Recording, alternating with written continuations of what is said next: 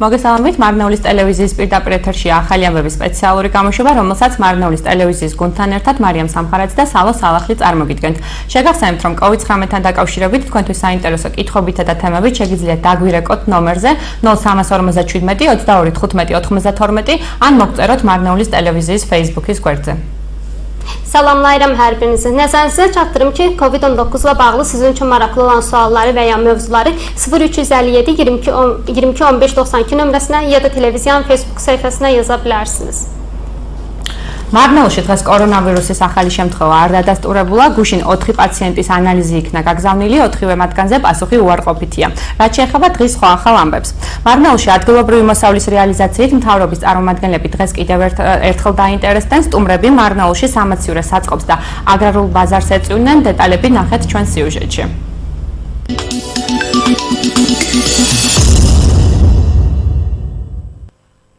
მარნეულის მუნიციპალიტეტში მკაცრ საკარანტინე ზონაში საადრეო მოსავლის რეალიზაცია გრძელდება. მარნეულის სამაციურე საწყობში არსებული პირობები დაინტერესდნენ გარემოს დაცვისა და სოფლის მეურნეობის მინისტრის მოადგილე სოლომონ პავლიაშვილი, საქართველოს პარლამენტის წევრი, მარნეულის მაჟორიტარი დეპუტატი თამაზ ნავერიანი, ქვემო ქართლში სახელმწიფო რწმუნებულ გუბერნატორი შოთა რეხვიაშვილი და მარნეულის მუნიციპალიტეტის მერი ზაურ დარკალი. გარემოს დაცვის სოფლის მეურნეობის სამინისტროს ორგანიზებით ჩამოვიყვანეთ ექსპორტიორები. ესენი არიან, ვისაც აქვთ უდიდესი გამოცდილება საქართველოსთან პროდუქციის გატანით, მუშაობენ სხვა სახის პროდუქციაზე, როგორც ბოსტნეულზე, ასევე ხილზე. მათ დაათვალიერეს მარნეულის ტერიტორიაზე არსებული სამაციურე მეურნეობა, იმიტომ რომ მოგეხსენებათ აუცილებელია ექსპორტისთვის მოხდეს პროდუქციის დახარისხება. ისინი ახლა ნახავენ იმ მონაცემებს, რა რაოდენობები იქნება, როგორი იქნება პიკურ დღეებში პროდუქციის მოწოდება, რა სახეობები როდის წამოვა. ამიტომ ამასთან დაკავშირებით მაქსიმალური გაკეთება, რომ კიდე შეიქმნას და უფრო გაძლიერდეს კონკურენტუნარიანი გარემო, რომ ფერმერს მიეცეს საშუალება იმის, რომ თავისი პროდუქცია, თავის შეხედულებების სამებრ შესთავაზოს ექსპორტიორს. ძალიან დიდი მადლობა მინდა გადავხადო სოფლის მეურნეობის სამინისტროს დაორგანიზებით ჩამოიყვანეს დღეს აქ მსხვილი ექსპორტიორები, ისინი შეისწავლიან ბაზარს და ჩვენ ყველა საშუალებას მივცემთ იმისი, რომ სოფლად რა მოსავლიანობა არის და ამ მდგომარეობით ჩვენ მათ გვერდში დაუდგებით.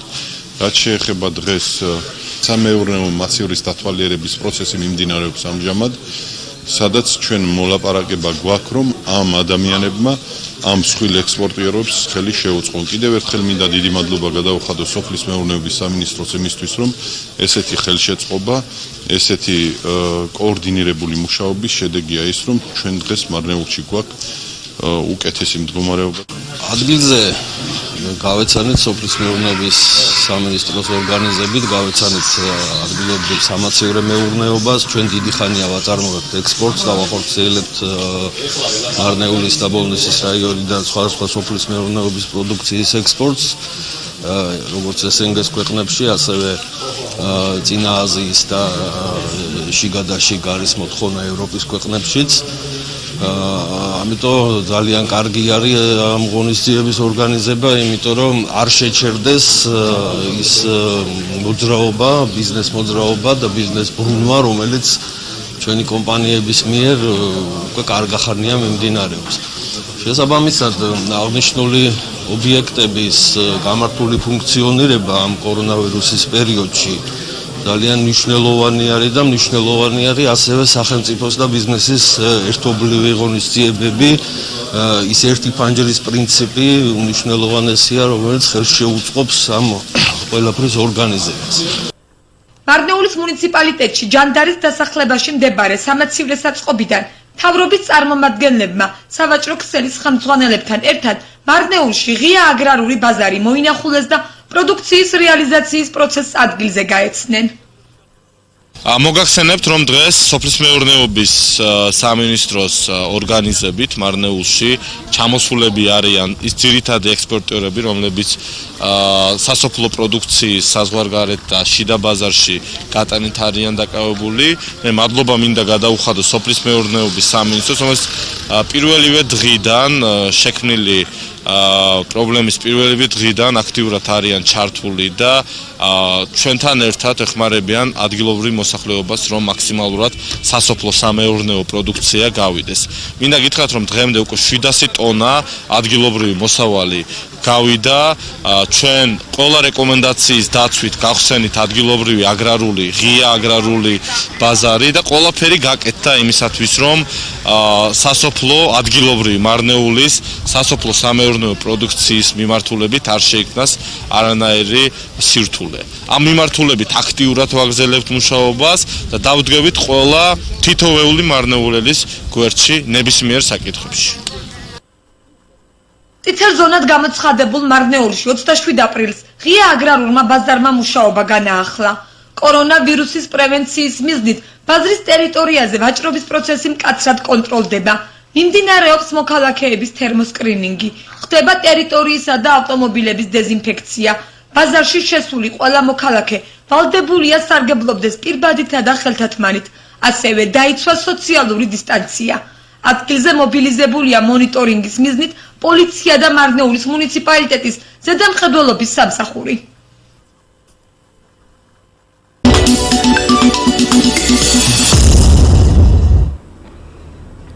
Marneulidə bugün koronavirusa yoluxmalı müəyyən olunmayıb. Dünən göndərilmiş 4 analizin hər birinə mənfi cavab gəldi. Marneulidə yerli məhsulun satışı ilə hökumət nümayəndələri yenə maraqlandılar. Onlar soyuducu ambarı və aqrar bazarını ziyarət etdilər. Ətraflı məlumatı hazırladığımız süjetdə izləyə bilərsiniz.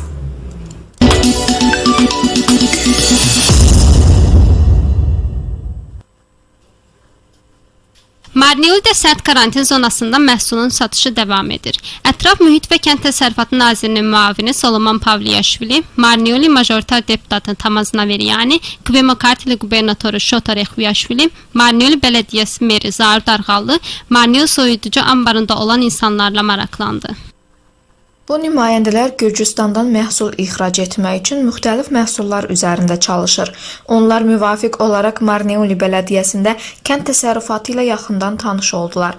Onlar maksimal dərəcədə çalışacaqlar ki, rəqabət yaransın və daha da güclənsin.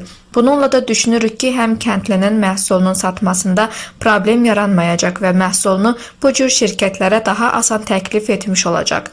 Bu üsul digər bölgələrdə həyata keçiriləcək. Şirkət nümayəndələri çox təcrübəlidirlər və onlar işlərini yüksək səviyyədə həyata keçirirlər.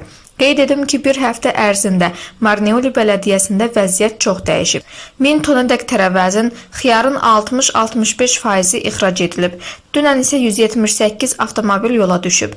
Müxtəlif şirkətlər başqa-başqa bölgələrdən Marneuli bələdiyyəsinə daxil olacaq və kəndlilərin becərdikləri məhsulları alacaqlar. Biz bir pəncərə prinsipi ilə işləyirik. Lakin ən əsası koronavirusla əlaqəli hökumətin verdiyi tövsiyələrə riayət edilməlidir. Bugün Kənd Təsərrüfatı Nazirliyinin təşəbbüsü ilə rayona böyük ixraciyyat şirkəti yönləndirildi və buna görə böyük təşəkkürümü bildirmək istəyirəm. Onlar bazar haqqında məlumat toplayacaqlar və biz kəndlərdə olan məhsullar barədə məlumat verib onlara yanında olmağa çalışacağıq. Biz hal-hazırda Candar qəsəbəsində yerləşən soyuducu ambarındayıq. Belə bir imkan yaratdıqları üçün bir daha təşəkkür edirəm. Biz Marneuli bələdiyyəsindən kənd təsərrüfatı məhsullarını ixrac etmək üçün bələdiyyənin kənd təsərrüfatı ilə tanış olduq. Biz bu məhsulları xarici ölkələrə ixrac edəcəyik. Bu cür tədbirlərin təşkil edilərək həyata keçirilməsi çox vacibdir. Bu cür tədbirlər biznes hərəkətinə çox əhəmiyyətlidir. Bir pəncərə prinsipi isə bu cür tədbirlərə əlverişlilik yaradır. Hökumət nümayəndələri ticarət şəbəkələr rəhbərləri ilə birlikdə Marneuli bələdiyyəsinin Candar qəsəbəsində yerləşən soyuducu ambarından Marneulidəki açıq aqrar bazarına gəldilər və məhsulların satılması prosesi ilə tanış oldular. Qeyd edim ki, bugün Marneuliyə Kənd Təsərrüfatı Nazirliyinin təşkilatçılığı ilə Gürcüstanda fəaliyyət göstərən və kənd təsərrüfatı məhsullarının satışı ilə məşğul olan önəmli eksportçular gəlmişdilər, hansılar ki, həm yerli bazarla, həmçinin yerli təsərrüfatlarla tanış oldular. Qeyd edim ki, bugünə kimi artıq bizim iştirakımızla 700 tona yaxın yerli kənd təsərrüfatı məhsulu çıxardılmışdı Marneulidən kənara və ilk yaranan çətinlikdən biz əhalinin yanında olduq və bugün özünüz də görürsünüz ki, bu sahədə olan çətinliklər aradan götürülmüşdür. Artıq bir neçə gündür qiymətdə artım müşahidə olunur bazarda və bu məhz aparılan işin nəticəsidir ki, yerli əhalinin əməyi düzgün qiymətləndirildi və yerli əhalidə olan çətinliklərə tez və effektiv reaksiya verildi. Qırmızı zona elan olunmuş Marneuli'də 27 apreldən açıq aqrar bazarı fəaliyyətinə başladı. Koronavirusun qarşısını almaq məqsədi ilə Marneuli bazarında ticarət prosesi ciddi nəzarət edilir. Vətəndaşların hərarəti ölçülür, bazara daxil olan avtomobillər dezinfeksiya edilir. Bazara daxil olan hər bir vətəndaş məcburdur ki, tibbi maska və əlcək taxıb məsafəni qorusun. Polis və Marneuli Bələdiyyəsinin nəzarət xidmətinin işçiləri monitorinq məqsədi ilə həmin yerə səfərbər olunub.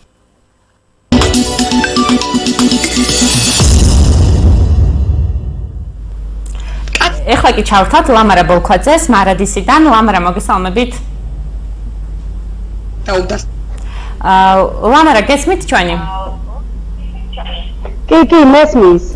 ლამარა, თქვენ იმყოფებით მარადისში, რომელიც იყო თვითიზოლაციის რეჟიმში და მოეხსნა გუშინ, თუმცა ყავთ გუშინ დაუდასტურდა კიდევ ერთ პაციენტს.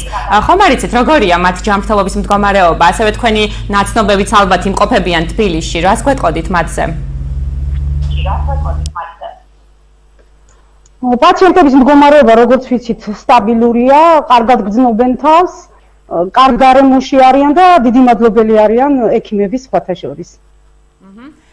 დღეს თქვენ საკმაოდ ემოციური პოსტი გეწერათ Facebook-ზე. აი ამის შესახებაც რომ გითხრათ, ანუ ეს ექიმები რა როგორ აი უფრო ცლად რომ გვესაუბროთ, ანუ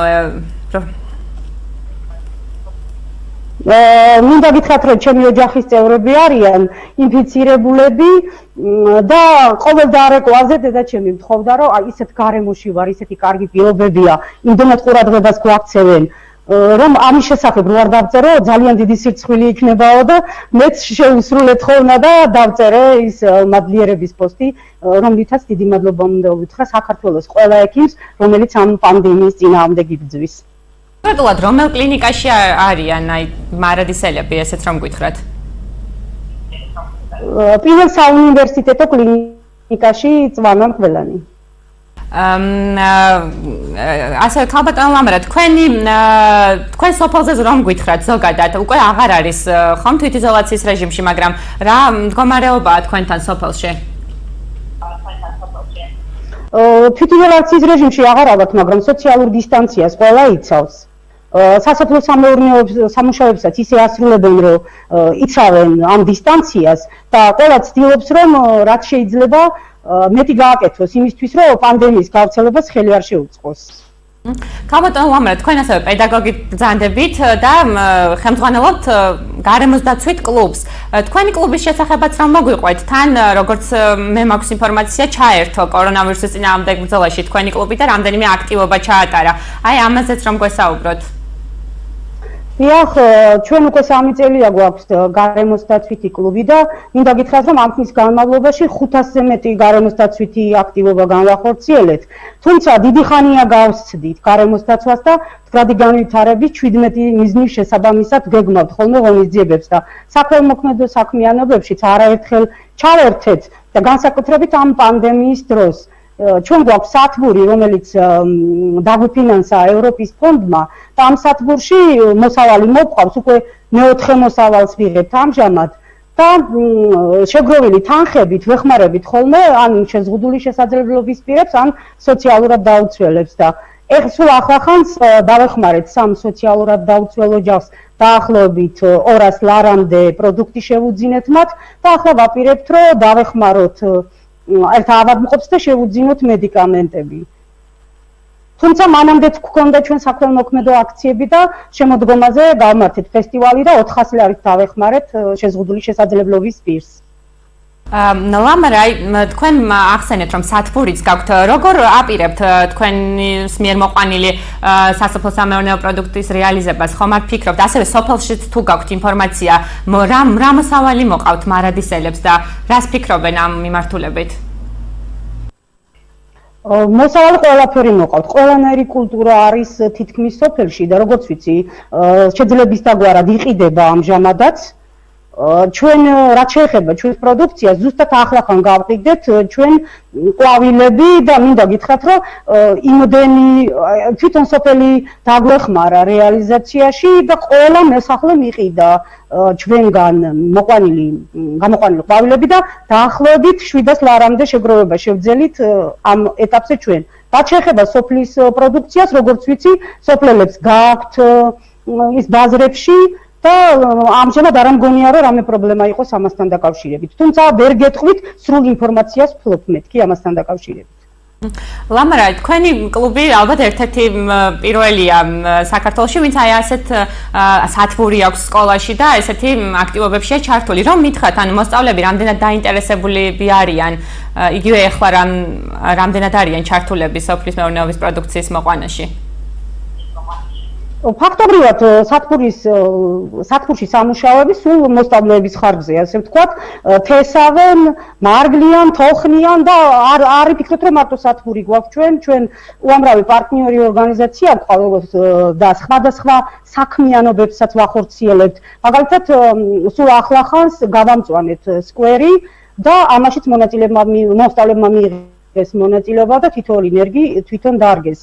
და რაც შეეხება სათბურს, აქ მოსწავლეებმა ის მშობლებისგან იციან უკვე როგორ იმუშავონ, რა უნდა გააკეთონ, აი რა მოსავალი უკეთესია რომ დავთესოთ, ასე ვთქვათ და მე მგონი საკმაოდ წარმატებებიც გვაქვს. ახლა მე 4 მოსავალს ალბათ სულ მალე ერთ თვეში მივიღებთ და ეს ყველაფერი ნამდვილად მოსწავლეების დამსახურებით არის. დიდი მადლობა ქალბატონო ლამარა, ჯანმრთელობას გისურვებთ თქვენი ოჯახის წევრებს და ასე მთლიანად სოფელ მარადის და ჩვენი ტელევიზია აუცილებლად დაინტერესდება და გააშუქებს თქვენი კლუბის აქტივობებს, რომელიც ძალიან საინტერესოა. დაგემშვიდობებით. დიდი მადლობა თქვენ რომ მომიწვიეთ. ნახვამდის, კარგად ბრძანებოდეთ. ეხლა კი განვაგრძობთ ამ დროის მონაცემებით ბოლნისის მუნიციპალიტეტში კორონავირუსის 93 დადასტურებული შემთხვევა, კარანტინშია სასწრაფო სამედიცინო დახმარების სამსახური. თუ რა ხდება წითელ ზონად გამოცხადებულ ბოლნისში, ამის შესახებ ნახეთ ჩვენი სიუჟეტი.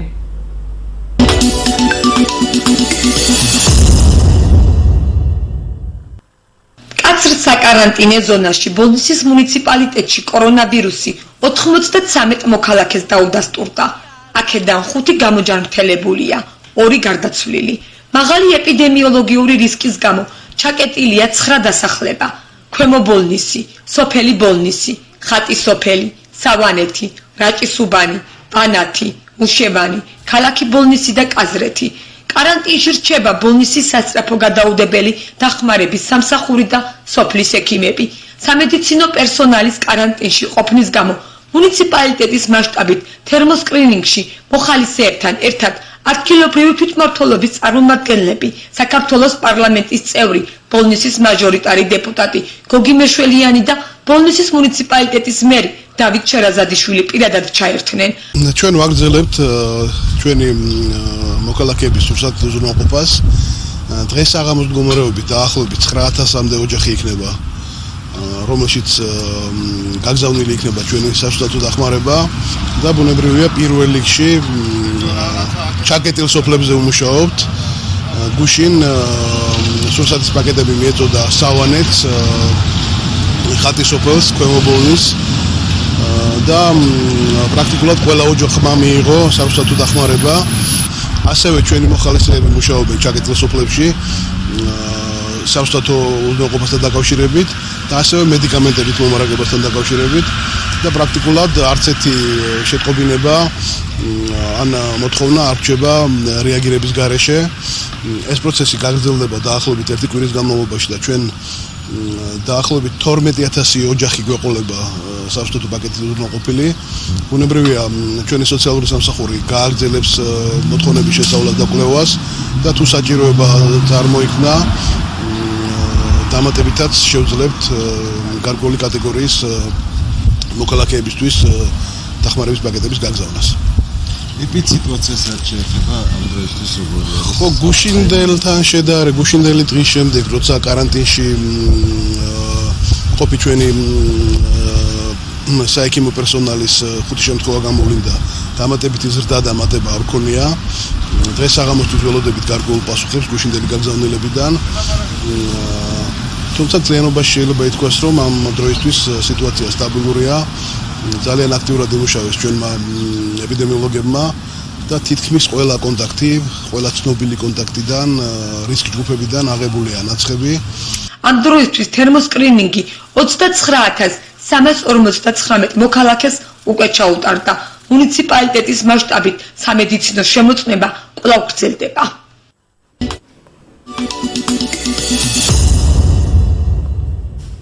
Sərt karantin zonasında Bolnis Belediyəsində 93 vətəndaşda koronavirus təsdiqlənib. Onlardan 5-i sağalıb, 2-si ölüb. 9 qəsəbə isə bağlanıb. Bolnis təcili yardım xidməti və kənd həkimləri hal-hazırda karantindadır. ეხლა კი ჩავთავთ გიორგი ჩომახაშვილს, ინფორუსთავის დირექტორს. გიორგი, მოგესალმებით. გიორგი, რომ გითხრათ, რა მდგომარეობა ამ დროისთვის რუსთავში, რა ინფორმაციას ფლობთ ინფიცირებულებთან დაკავშირებით? რუსთავში არის 8 ინფიცირებული. პრინციპში დაახლოებით 1 თვის წინ დაინფიცირდნენ. პირველი შემთხვევა 1 აპრილს დაფიქსირდა სხვათა შორის. ეს ასოცირდებოდა ჯარის, ვთქვათ, მომსახურე პერსონალის კლასტერთან. შემდეგ უკვე დანარჩენი ინფიცირებულები უკვე პრინციპში არიან ფულის, ვთქვათ, ეგრეთ წოდებული ფულის კლასტერთან, უბრალოდ ეს არის ეროვნული ბანკის კლასტერი და აი სულ ჯამში არის 8 ინფიცირებული, როგორც აღნიშნე. ამ დროისთვის ჩვენი ინფორმაციით 6 უკვე ვთქვათ კორონავირუსისგან განიკურნა, ანუ არის გამოჯამრთელება ამ კუთხით. ჯერჯერობით ბოლოს საბოლოო პასუხი არ ვიცით 2 ვთქვათ პაციენტზე, თუმცა მათი ჯანმრთელობის მდგომარეობა არის სტაბილური და შესაბამისად არ არის მძიმე. აი ამ დროისთვის ჯერ ასეთი ვითარებაა, მხოლოდ ვთქვათ დანარჩენი სიტუაცია ალბათ იცით, რომ ვთქვათ ქალაქი არის ჩაკეტილი. 2 დღით გაიხსნა, როგორც ყველა დიდი ქალაქი, 4 ქალაქი, მათ შორის რუსთავიც არის ჩაკეტილი და აი ამ 2 დღის მანძილზე მოსახლეობას, ანუ იმ პირებს, ვინც არიან რუსთავში რეგისტრირებულები, დროულად დაბრუნებული იყვნენ ჩვენს ქალაქში და შესაბამისად აი ეს მომენტი იყო, ვთქვათ, ცოტა ესეთი გაურკვევლობა, იმიტომ რომ ბევრი წესი, რომელიც გაჟღერდა თავი და შემდეგ შეიცვალა და ასე შემდეგ, ანუ თვითონ მოსახლეობას გაურკვევლობაში იყო, თავდაპირველად გაჟღერდა რომ რუსთავიდან არავის არ გაუშვებთ, ვინც იყო რუსთავში რეგისტრირებული, თუმცა მასე არ მოხდა, ადვილად გავიდნენ და ადვილად შემოვიდნენ კიდევაც. აი ძირითადად ასეთი ვითარება არის ჯერჯერობით საბედნიეროდ ვთქვათ კორონავირუსით ახალი ინფიცირებული არ უყავს და ძალიან კარგი ამ კუთხით ყველანაირად მიდის შესაბამისი ზომები, თუმცა აი როგორც აღნიშნე სხვადასხვა ტიპის დისკომფორტები არის, თუმცა ამას ვერ გავექცევით. გარკვეული ვთქვათ შეზღუდვების მოხსნა, რაც სხვა ქალაქებთან მიმართებაში იგივე რუსთავთან მიმართებაშიც ჩვეულებრივად მუშაობს და ფუნქციონირებს ეს შეზღუდვები და არის სხვადასხვა ვთქვათ პრობლემები მაგალითად ბაზართან დაკავშირებით. იმიტომ რომ გიორგი, ერთი წუთით, ანუ მე აი ჩაკეტილ რუსთავთან დაკავშირებით რომ მკითხოთ, რა შემთხვევებში შეუძლიათ ქალაქიდან გასვლა, თუ გაქვთ ინფორმაცია, თუ საერთოდ არ შეუძლიათ და აი დასაქმებულების მდგომარეობა მაინტერესებს, ვინც ვიცით ბევრი რუსთაველი თბილისშია დასაქმებული, როგორ ახერხებენ ისინი სიარულს სამსახურში, ხომ არ გაქვთ ინფორმაცია?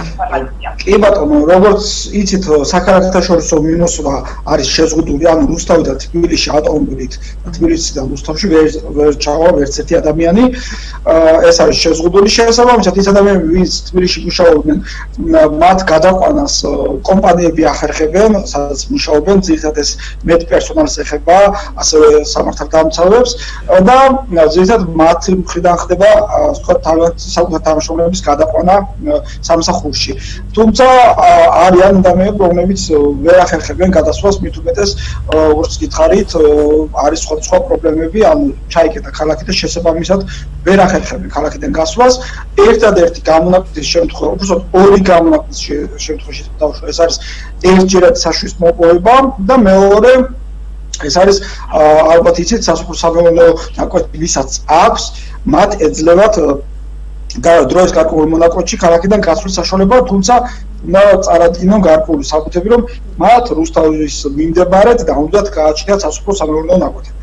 ეს საშვების აღების პროცედურა რამდენად მარტივია, ხომ არ გაქვთ ინფორმაცია, ანუ ეს ვის ეკონტაქტება ადგილობრივი მოსახლეობა ამასთან დაკავშირებით?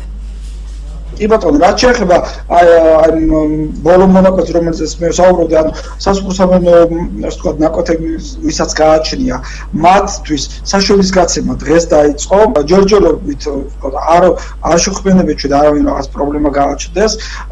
თუმცა ძალიან შეიძლება გვიკავშირდებიან ის ადამიანები, რომელსაც ვთქვათ, რაღაც გადაუდებელი აუცილებლობა აქვთ, ან ექიმთან უნდა წასვლა, ან ვთქვათ, სხვა მიზნით თუნდაც ქალაქიდან გასვლა და ისინი ვერ ახერხებენ ქალაქიდან გასვლას. ჩვენ ვეუბნებთ რომ დაარეკეთ 154-ზე და შესაძლოა მათ ერთჯერად საშვი დაუშვან, თუმცა ამ ბოლო დროს როგორც ჩვენ გვაქვს ინფორმაცია, საშვების დაშვება ძალიან რაღაც ლიმიტირებულია და ხშირად ვერ ხდება საშვების დაშვება.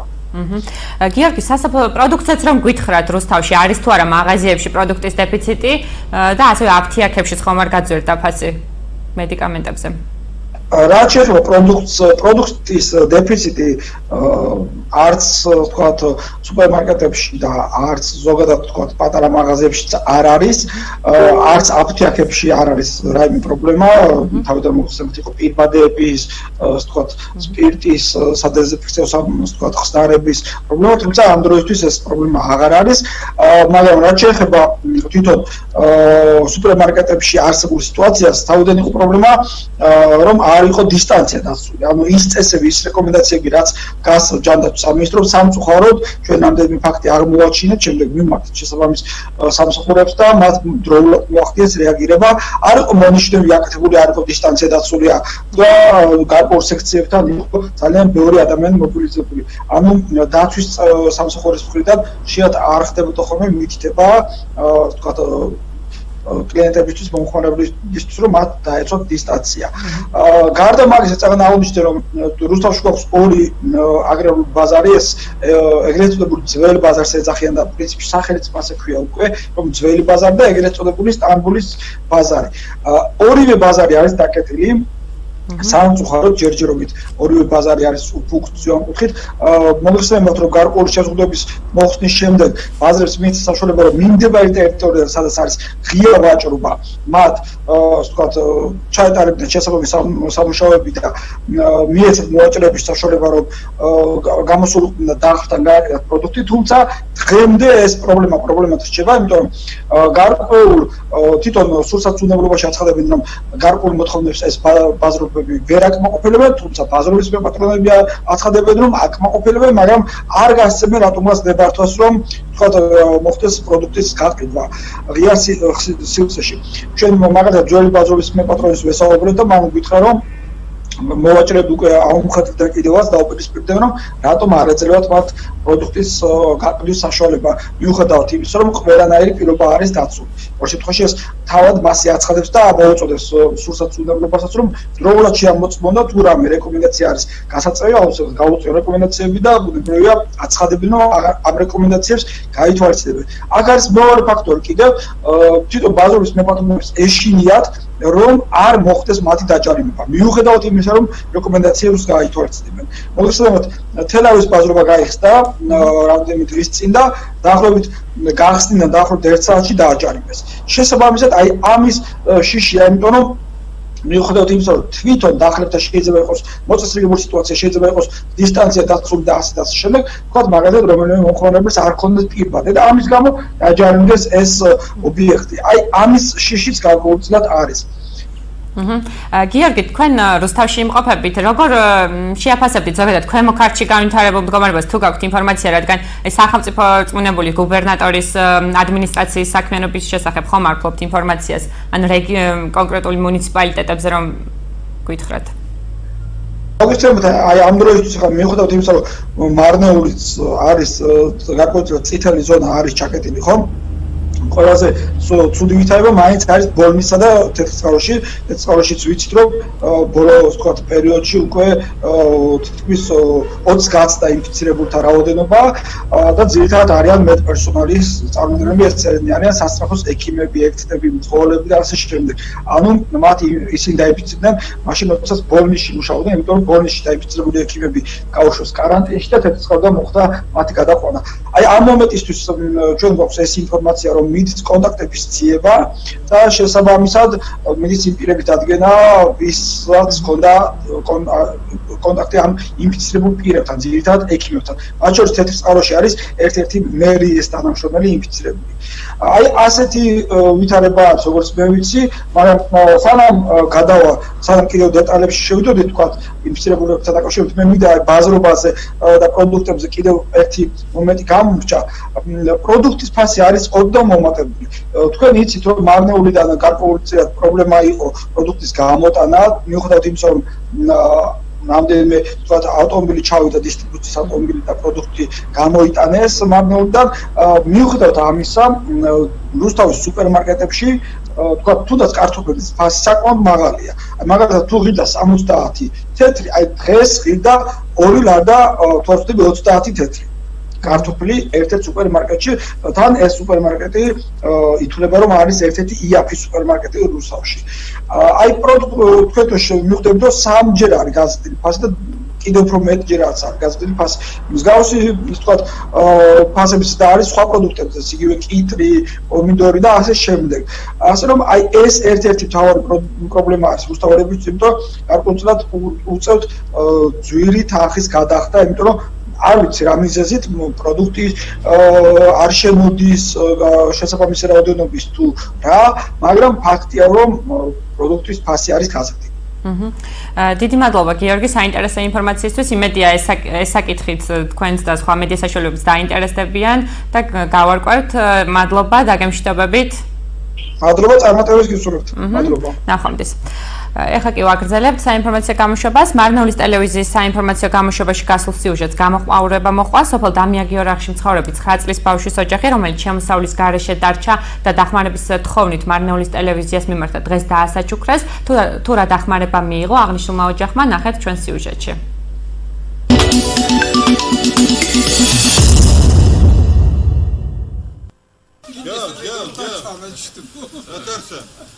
წლის ბიჭი სახტენილი ოცნება. საქართველოს პარლამენტის წევრმა მარნეულის მაჟორიტარმა დეპუტატმა თამაზნავერიანმა საკუთარი სახსრებით მკაცრ საკარანტინე ზონაში მცხოვრები 9 წლის ბიჭი ველოსიპედით დაასაჩუქრა.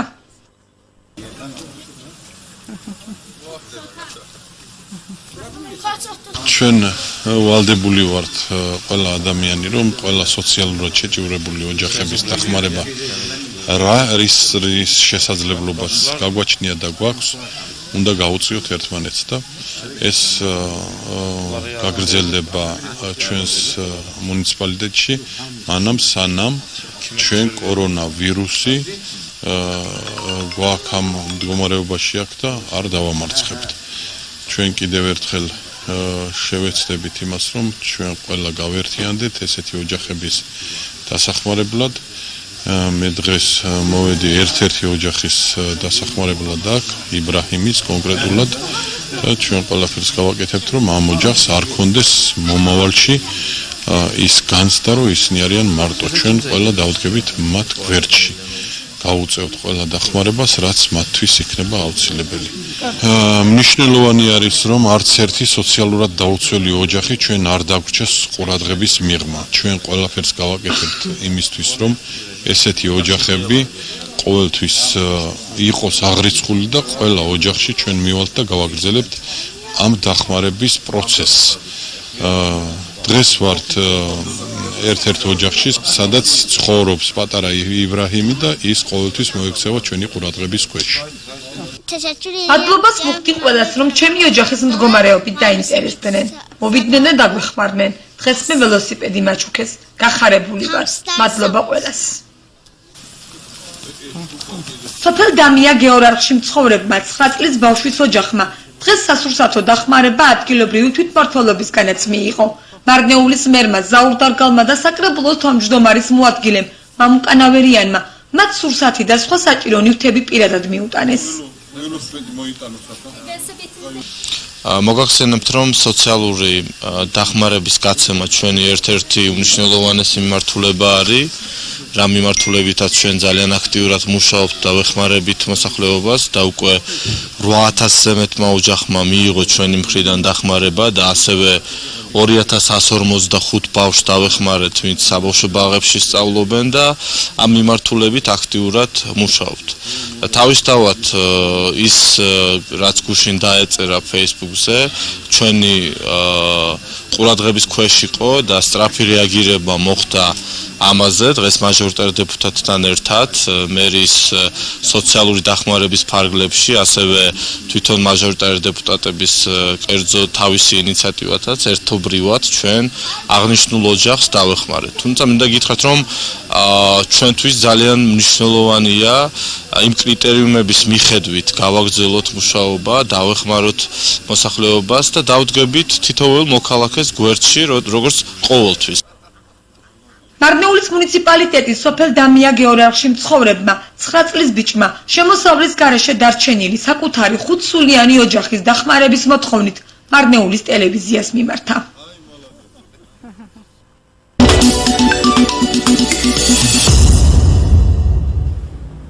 Marnეული televiziyasına müraciət edən 9 yaşlı uşağa hakimiyyət nümayəndələri tərəfindən yardım edildi. Ətraflı məlumatı hazırladığımız süjetdə izləyə bilərsiniz.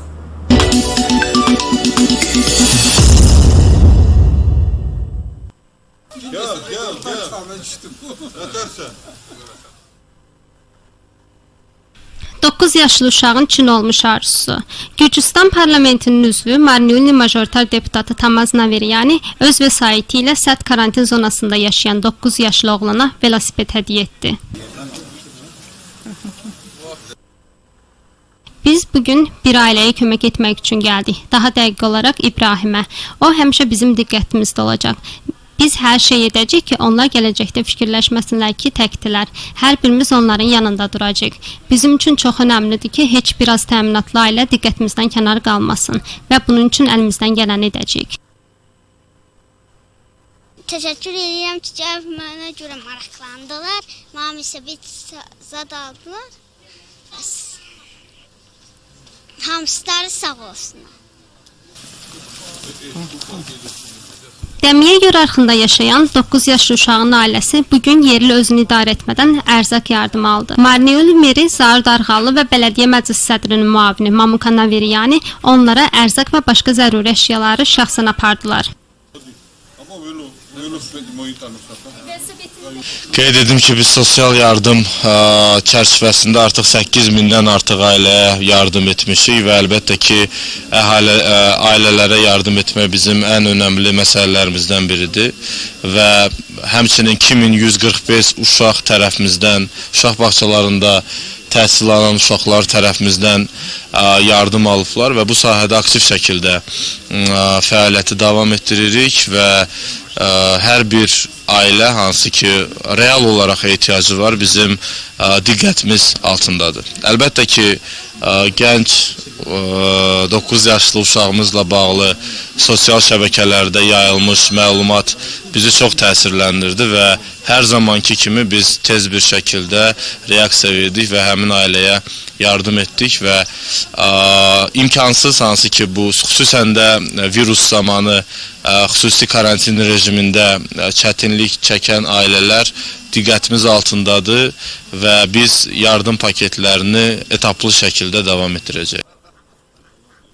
Marnეული Bələdiyyəsinin Dəmiyə Görarxı kəndində yaşayan 9 yaşlı oğlan gəlirsiz qalan 5 nəfərlik ailəsinə kömək üçün Marnეული televiziyasına müraciət etdi.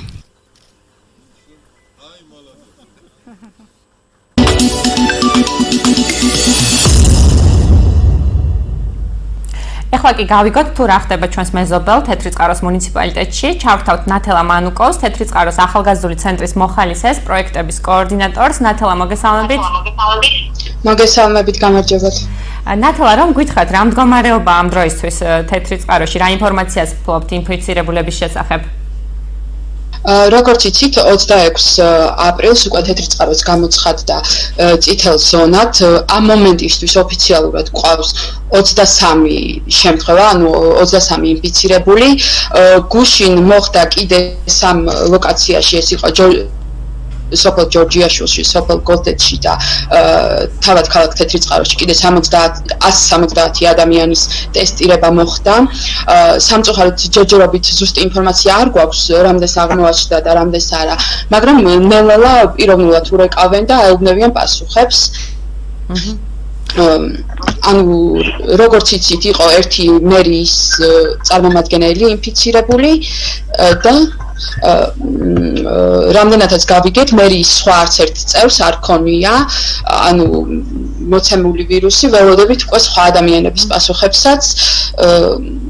სხვა ჯერჯერობით მხოლოდ ქალაქია დახურული, სოფლები გახსნილია, ანუ სოფლების დახურვა არ მომხდარა. ესე კი ბატონო. ნათალა, რა პრობლემები აქვს მოსახლეობას, რომ გითხრათ, როგორც ვიცი, აფთიაქიც არ არის და ასევე მედიაც არ არის, არ მუშაობს თეთრიწყაროში. საიდან იღებთ ინფორმაციას? დიახ, ინფორმაციას ძირითადად ვიღებთ მხოლოდ ცენტრალური მედია საშუალებებიდან, რაც შეეხება იმას, რომ აფთიაქს გვაქვს ორი პატარა აფთიაქი, რომლებშიც არ არის საკმარისი მედიკამენტები სამწუხაროდ, ანუ აქედან გამომდინარე, ჩვენ ველოდებით უნდა გაიხსნას ავერსის აფთიაქი, მაგრამ ჯერჯერობით არაფერი მსგავსი არ არის. რაც შეეხება მოსახლეობის მდგომარეობას, არის ძალიან რთული მდგომარეობა, მით უმეტეს იმ სოფლებში, რომლებიც მდებარეობს თეთრიწყაროსსა და მარნეულს შორის, როგორც იცით, ორივე ქალაქი დახურულია, ამიტომ ძალიან ძნელია პროდუქტების მიწოდება, კიდევ უფრო ძნელია პროდუქტების მიწოდება იმ სოფლებში, რომლებიც მდებარეობს მხოლოდ ქალაქ თეთრიწყაროსთან ახლოს. ამ ხრივ კეთდება ის, რომ გაკეთდა ამ სოფლებისთვის საშვი, ანუ სოფლის წარმომადგენლებისთვის გაკეთდა საშვები და სოფლის წარმომადგენლებს შეუძლიათ ჩამოვიდნენ და თავად ქალაქ თეთრიწყაროდან ჩაიტანენ პროდუქცია. თავად თეთრიწყაროში პროდუქციის პრობლემა არ გვაქვს, ანუ სურსათი ყველაფერი არის, უბრალოდ ეს პრობლემა, რომ არ არის საკმარისი წამლები და არ არის აფთიაქი, სადაც ადამიანებმა უნდა შეიცინონ ელემენტარული წამლები მაინც, აი ამის პრობლემა გვაქვს. ნათალა, თქვენი ორგანიზაციის საქმიანობის შესახებაც რომ გითხრათ, კორონავირუსის წინააღმდეგ რა აღონისებები გაატარა თქვენმა ორგანიზაციამ, რა პროექტები განახორციელეთ? დიახ, ჩვენმა ორგანიზაციამ მას შემდეგ, რაც გამოცხადა საგანგებო მდგომარეობა, გაატარა რამოდენიმე მნიშვნელოვანი პროექტი. პირველი ეს იყო Stop COVID-19-ის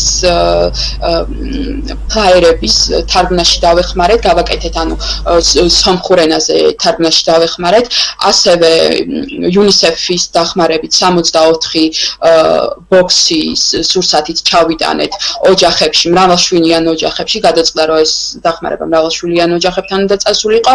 ასევე ახლა გვაქვს პროექტი, რომელიც ასევე ჰუმანიტარულ დახმარებას ითვალისწინებს და ეს იქნება საფრანგეთის საელჩოს, ადამიანის უფლებათა საბჭოს და მთავრობის ადმინისტრაციასთან ერთად გაკეთდება ეს პროექტი და ეს ძალიან მნიშვნელოვანი პროექტია, იმიტომ რომ სამწუხაროდ თეთრიწყაროს ძალიან დიდ მოსახლეობას უჭირს იმ ხრივ, რომ ძალიან ბევრ მათგანს არ აქვს არც სოციალური დახმარება, არც სამუშაო ამ მომენტისთვის, ძალიან ბევრს არ აქვს არც ოფიციალური სამუშაო, ანუ მუშაობენ არა იურიდიულ პირებზე, არამედ კერძო პირებზე მუშაობდნენ და ანუ ამ ხრივ ძალიან მოწყვლადი ჯგუფებია, ბევრი და ვცდილობთ მაქსიმალურად დავეხმაროთ, მაქსიმალურად თანამშრომლობთ ამ ხრივ ადგილობრივ თვითმმართველობასთან, რომელიც გვაწვდის ციებსაც, გვეხმარება მაგალითად სურსათის გადაზიდვაშიც და მიწოდებაშიც, ანუ აქტიურად მონაწილეობთ, ვცდილობთ მაქსიმუმი გავაკეთოთ იმისა, რაც შეგვიძლია.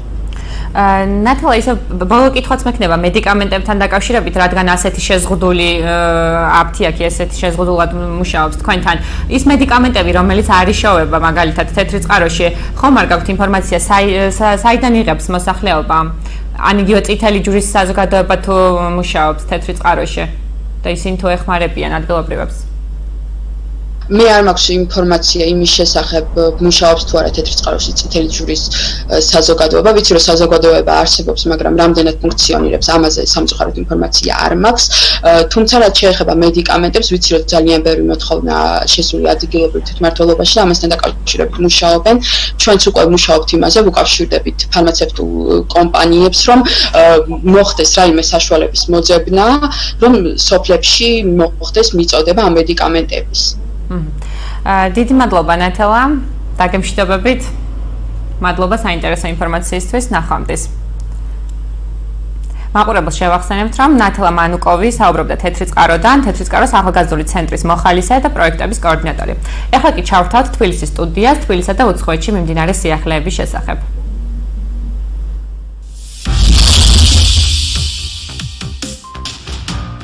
პირველი დღე როცა გამოჯამრთელებულების რაოდენობა მეტია ინფიცირებულებზე, ინფექციური საავადმყოფოს ხელმძღვანელი იმედოვნებს, რომ ასეც გაგრძელდება. გაგვემატა სულ 6 ახალი შემთხვევა და არის 517 დადასტურებული შემთხვევა. გამოჯამრთელებულები ქვეყნის მასშტაბით გაგვემატა 12, იყო 168 არის.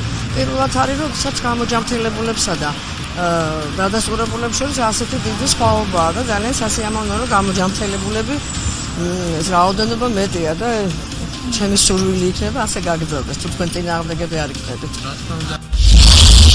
დღეიდან 4 ჩაკეტილ ქალაქში მოძრაობა კვლავ შეიზღუდა. თბილისის, რუსთავის, ქუთაისის და ბათუმის მცხოვრებლები, რომლებიც სასოფლო-სამეურნეო საქმიანობას ეწევიან, ქალაქიდან გასვლას და დაბრუნებას დროის გარკვეულ მონაკვეთში სპეციალური საშვის არსებობის შემთხვევაში შეძლებენ. საქართველოში ჩინეთიდან სპეცრეისით 40,000 PCR ტესტი და 40,000 ექსტრაქტი ჩამოიტანეს. ჯანდაცვის მინისტრის განმარტებით PCR ტესტები საქართველომ შეიძინა. ამავე რეისით მიიღო საქართველომ ანტისხეულების 20,000 ტესტი, რომელიც ჩინეთის საჩუქარია. გაწერილი ალგორითმის თანახმად ამ ეტაპზე ტესტები მიზნობრივ ჯგუფებისთვის გამოიყენება.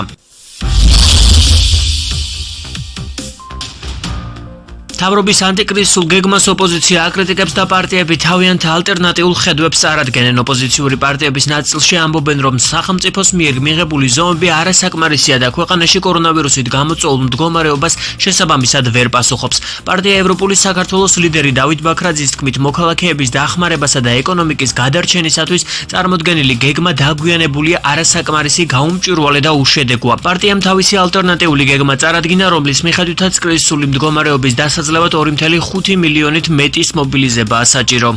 ჩვენი შეფასებით ეკონომიკის კრიზისიდან გამოსაყვანად და მოსახლეობის დასახმარებლად 3 მილიარდ ნახევრიანი პაკეტი არ არის საკმარისი და ჩვენ გეგმა ითვალისწინებს 6 მილიარდი ლარის დახმარება. საქართველოს ხელისუფლება უმუშევრად დარჩენილ ადამიანებს აძლევს იმაზე ნაკლებ თანხას, ვიდრე ეს არის საარსებო მინიმუმი. COVID-19-ის წინააღმდეგ გასატარებელი აუცილებელი ღონისძიებების შესახებ მომზადებული ხედვა პარტია სამართლიანობისთვისაც წარადგინა. პარტიის თავმჯდომარე მეკაბესელიამ აღნიშნა, რომ აქამდე ბიუჯეტის ნაწილზე განცხადებები მხოლოდ ზეპირად არის გაკეთებული და საჭიროა პარლამენტმა განეხილოს კონკრეტული დასაბუთებული ხედვა, თუ რა რესურსით მოხდება მოქალაქეების დახმარება. როგორც კი საგანგებო მდგომარეობა გამოცხადდა, მაშინ უნდა შექმნილიყო დროებითი კომისია. ინსტანციურ რეჟიმში შეიძლება მუდმივი კონტროლის განხორციელება, ეხლა ჩანს ესე, რომ მთავრობას დელეგირება გაუკეთეთ მთელი უფლებების და ჩვენ პარლამენტი ველოდებით, როდის დასრულდება ეს პროცესი. კონტროლი ჭირდება ბიუჯეტის ნაწილში, კორექტირებულ ბიუჯეტს, რომელსაც ამ დრომდე ველოდებით და არ არის.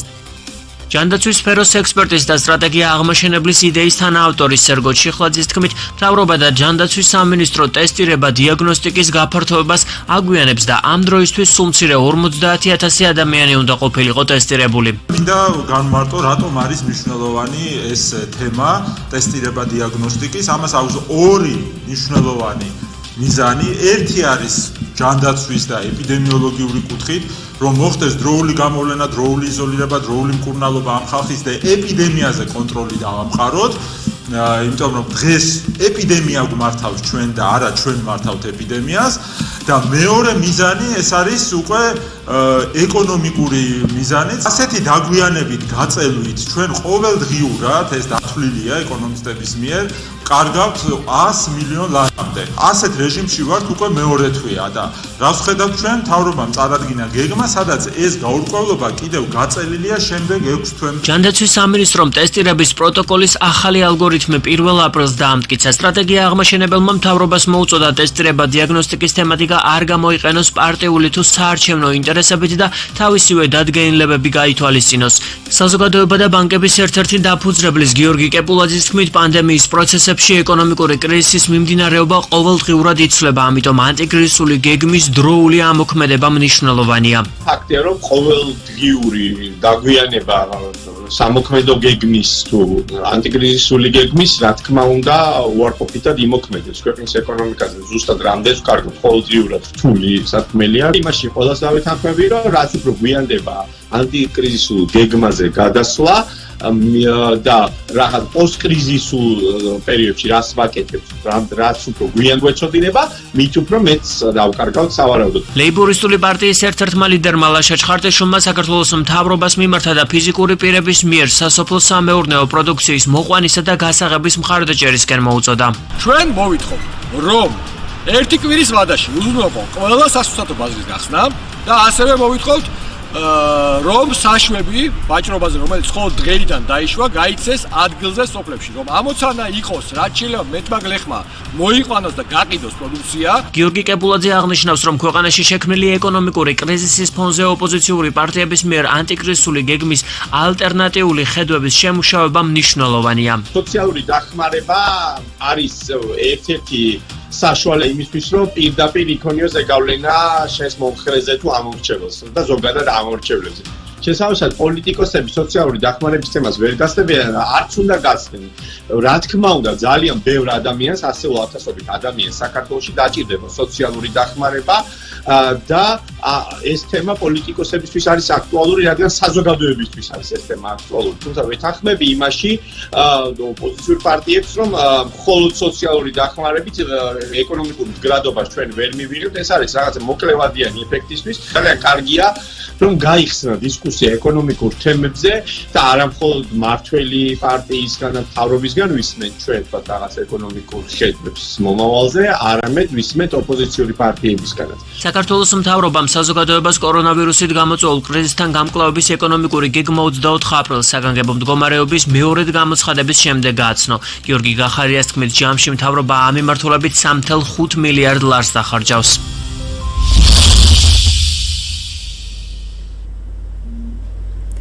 შეგახსენებთ, რომ მარნეულის ტელევიზიის პირდაპირ ეთერში თქვენ უსმენთ ახალი ამბების სპეციალურ გამოშვებას. ჩვენ ამ ინფორმაციით გემშვიდობებით ნახვამდის. Bu isə sizə çatdıracağımız son xəbəridir. Sağ olun, salamat qalın.